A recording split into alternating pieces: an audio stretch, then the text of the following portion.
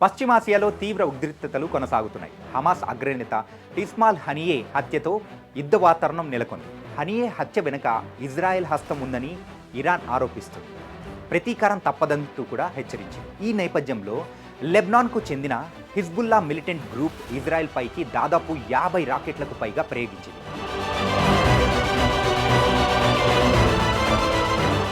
ఈ దాడుల్లో పలువురు గాయపడ్డారు. ఎంతమంది మరణించి ఉండొచ్చనేది ఇంకా తెలియరావట్లేదు. ఈ ఘటనతో ఇజ్రాయెల్ ఉత్తర ప్రాంతం అట్టుడుకుతుంది. తీవ్ర ఉద్రిక్త పరిస్థితి నెలకొంది.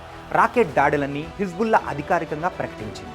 ముందు నుంచే ఇరాన్కి హిజ్బుల్లా మద్దతిస్తుంది. హిజ్బుల్లా లెబనాన్కి చెందిన షియా ఇస్లామిక్ మిలిటెంట్ గ్రూప్. అక్కడ రాజకీయ పార్టీగాను గుర్తింపు ఉంది. 1992లో హసన్ నస్రుల్లా, అబ్బాస్ అల్ ముసావి, అలీ అక్బర్ మహ్దే, సుబీ అల్ తుఫాయిల్ దీన్ని నెలకొల్పారు. మధ్య తూర్పు దేశాల్లో ఇస్లాంను మరింత బలంగా విస్తరించాలనేది దీని లక్ష్యం. ఇరాన్ హిజ్బుల్లాకు ముందు నుంచే అన్ని రకాలుగా సహాయ సహకారాలు అందిస్తుంది. తాజాగా ఇజ్రాయెల్పై దాడి చేయడానికి కూడా ఇరాన్ సైనిక ఆయుధ సామాగ్రిని సమకూర్చిందని చెబుతున్నారు. తేలికపాటి రాకెట్లను మోసుకెళ్లే సామర్థ్యం ఉన్న అత్యాధునిక డ్రోన్లు, ఇతర ఆయుధాలను ఇదివరకే హిజ్బుల్లాకు అందించినట్లు అక్కడ మీడియా అంచనా వేసింది.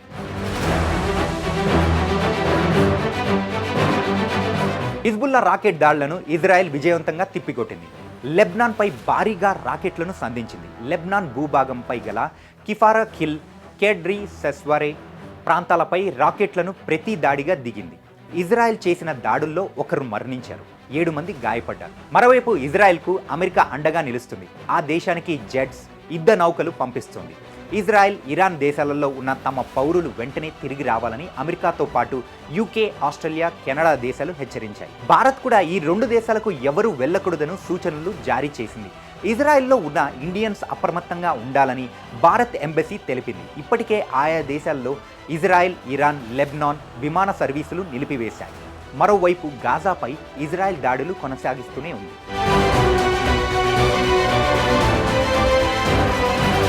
మరోవైపు యామన్ కేంద్రంగా పనిచేస్తున్న హైతీ తిరుగుబాటుదారులు వాణిజ్య నౌకలపై మళ్లీ దాడులు ప్రారంభించారు.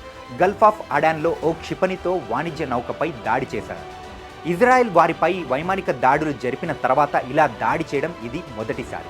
ఎర్ర సముద్రం గుండా వెళ్లే నౌకలపై తరచూ దాడులకు పాల్పడుతున్న హైతీలు దాదాపు 2 వారాల వరకు విరామం ఇచ్చారు. అయితే ఇందుకు గల కారణాలు మాత్రం వెల్లడించలేదు. హమాస్ నేత హనియా హత్య సహా కీలక పరిణామాలు జరిగిన అనంతరం హైతీలు మరోసారి దాడులు చేయడం కలకలం రేపుతుంది. మొత్తానికి పశ్చిమాసియాలో నెలకొన్న యుద్ధ వాతావరణం అక్కడ ప్రజలను భయభ్రాంతులకు గురి చేస్తుంది. ఎప్పుడు ఏం జరుగుతుందో తెలియక అక్కడి వారు బిక్కుబిక్కుమంటూ గడుపుతున్నారు.